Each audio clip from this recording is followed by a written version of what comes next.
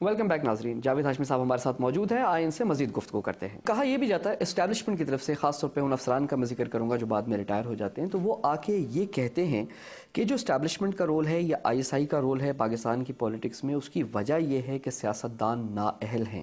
دیکھیں، سیاستدانوں نے جب بھی ملک ملا ہے سیاستدانوں نے قوم کو متحد کیا ہے۔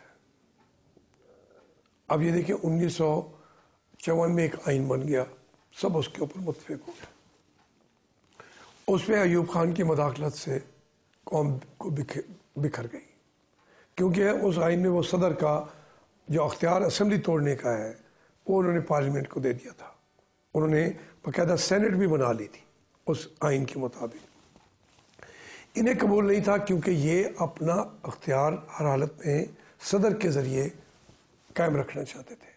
پھر جتنے سیاستدان ہیں پیدا تو انہوں نے کیے ہیں، ان کی فیکٹری میں بنے ہیں، مینوفیکچرنگ فیکٹری ان کی ہے۔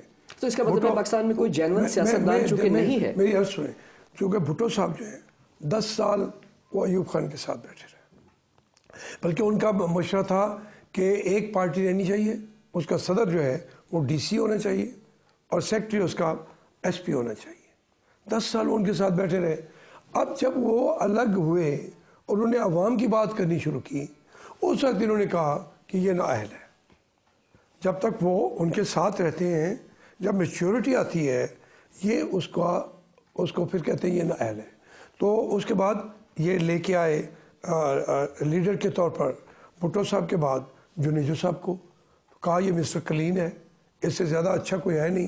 جب جنیجو نے سٹینڈ لیا مارشل لا کے خلاف اور اوجڑی کیمپ کے اوپر، انہوں نے کہا یہ سب سے زیادہ نااہل ہے۔ تو جو ان کی پروڈکشن اپنی ہوتی ہے، میاں نواز شریف کو لے کے آئے۔ جب میاں نواز شریف نے ڈیفر کیا، جب میچور ہوئے حالات، انہوں نے کہا بھائی ہمیں فیصلے کرنے دیں، ہم نااہل نہیں ہیں، تو انہوں نے کہا جو ہمارا کہنا نہیں مانتا وہ نااہل ہے۔ محترم بینظیر بھٹو کو 88 کے اندر ڈیل کے ساتھ لے کے آئے، 93 کے اندر ڈیل کے ساتھ لے کے آئے، مگر جب انہوں نے آ کے قومی فیصلے کرنے شروع کیے تو انہوں نے کہا یہ نااہل ہے۔ تو ہم کہتے ہیں جو ان کی مینوفیکچرنگ فیکٹری ہے، اس کی ہر پروڈکشن کو پہلے مسٹر کلین کا یہ اس کو سرٹیفکیٹ دیتے ہیں، پھر اس کو نااہلی کا سرٹیفکیٹ دیتے ہیں۔ اگر جو فیکٹری اس کی مینوفیکچرنگ کی اتنی ناقص اشیاء پیدا ہو رہی ہیں، اس فیکٹری کو بند کرو، خدا کے لیے عوام کو اپنے لیڈر چننے دو۔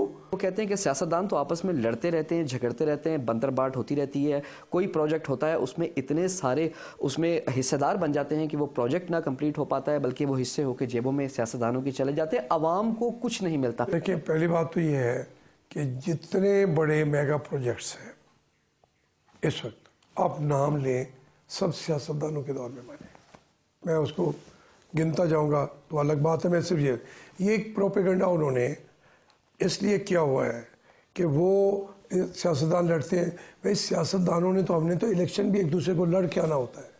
یہ تو ایک رحمت کی بات ہے کہ میں اپنے مخالف کی جتنی خامیاں میں بتا سکتا ہوں، جتنا احتساب میں کر سکتا ہوں، اس کا گلی میں، محلے میں، عوام کے سامنے بتا سکتا ہوں، اس کا کوئی نیب کی عدالت، کوئی دوسری اکاؤنٹیبلٹی کر ہی نہیں سکتی جتنا وہ میرا کر سکتا ہے، جتنا وہ میرا بتا سکتا ہے۔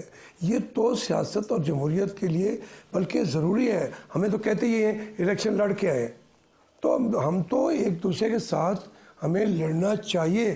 ہم اگر ایشوز کے اوپر اختلاف رائے نہیں ہوگی، دوسری سوچ نہیں ہوگی، تو اس کا مطلب تو یہ ہوگا کہ آپ اس ملک کے اندر ترقی کر ہی نہیں سکتے۔ یہ انہوں نے ایک پروپیگنڈا کا ایک طریقہ کار ہے۔ دوسری بات میں عرض کروں گا کہ یہ اتنا بڑا عرصہ انہوں نے حکومت کی ہے۔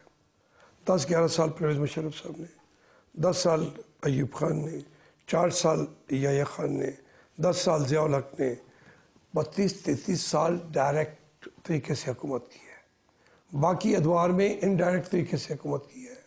اگر ان کے یعنی 40 سال تو حکومت ہی نہیں کے پاس رہی ہے، اگر اس کے باوجود پاکستان کی یہ شکل بنی ہے، تو آپ ان مجبوروں پہ جو ہے تہمت اختیاری کے لگا رہے ہیں۔ یہ جو پاکستان بنایا ہے یہ ان کے ہنر کا شاہکار ہے۔ جتنی دفعہ اس ملک کی زمین کم ہوئی ہے وہ فوجیوں کے دور میں ہوئی ہے۔ مشرقی پاکستان کس کے دور میں گیا؟ ہمارا کارگل 1970-71 میں یہ پاکستان کے پاس تھا کارگل، یہ انڈیا کے پاس کس کے دور میں گیا؟ ضیاء الحق صاحب کے دور میں سیاچین گیا، ایوب خان کے دور میں ایران کو بھی انہوں نے علاقہ دیا، کچھ چائنا کو بھی دیا۔ یہ تو جب آتے ہیں، یعنی آپ تو ڈیولپمنٹ کہتے ہیں، دریا سارے کس کے دور میں چلے گئے؟ ستلج کا دریا کس کے دور میں گیا؟ راوی کس کے دور میں گیا؟ تمام دریا پانی، جو ایک پانی کے بغیر زندگی نہیں ہے، وہ کس نے بیچ دیے؟ اتنے احمقانہ فیصلوں کا ہم بھگت رہے ہیں۔ جاوید ہاشمی صاحب ہمارے ساتھ موجود ہیں، گفتگو کا سلسلہ جاری ہے، لیکن وقت ہو گیا ہے ایک بریک کا۔ Stay with us.